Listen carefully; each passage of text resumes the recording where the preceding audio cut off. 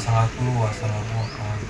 Sejumlah abang ojek di Kecamatan Indramakmu dan Kecamatan Juluk, Kabupaten Aceh Timur, Provinsi Aceh, mengikuti sosialisasi keselamatan dan kesehatan kerja, serta keselamatan berkendara dari perusahaan Migas Blok A, PT Medco INP Malaka. Acara ini dipusatkan di Rumah Pemberdayaan Ibu dan Anak binaan Medco, tempatnya di Desa Blangnisa, Kecamatan Indramakmu, Kabupaten Aceh Timur. Selain itu, acara yang bekerja sama dengan Satlantas Polres Aceh Timur juga melibatkan sejumlah kaum ibu-ibu dan tokoh masyarakat setempat. Yang pertama kami menghimbau masalah keselamatan lintas di jalan.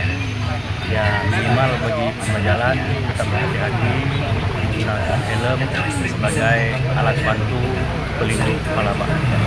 Hendar Syah, manajer humas PT Medco INP Malaka mengatakan, kegiatan ini merupakan salah satu event tahunan yang melibatkan masyarakat. Ini merupakan komitmen Medco untuk selalu memberikan hal positif bagi daerah dan warga sekitarnya. Kegiatan hari ini untuk memperingati bulan K3 di PT Medco INP Malaka. Kegiatan hari ini abah kita melakukan sosialisasi berlalu lintas kepada warga di Hutan Tambang dan para tukang ojek. Juga ada lomba memasak dengan melibatkan ibu-ibu di lingkar tambang.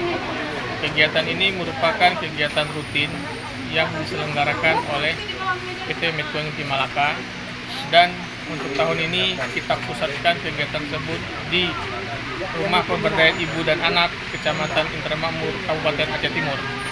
Selain itu, Medco juga menyerahkan sejumlah helm standar SNI kepada para RBT untuk dapat digunakan dalam aktivitas sehari-hari. Kegiatan ini juga mendapatkan respon positif dari para abang ojek di Indramakmu dan Juluk.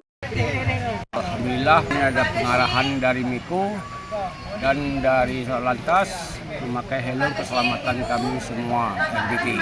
Dari Kabupaten Aceh Timur, Romi Syaputra melaporkan untuk Puja TV.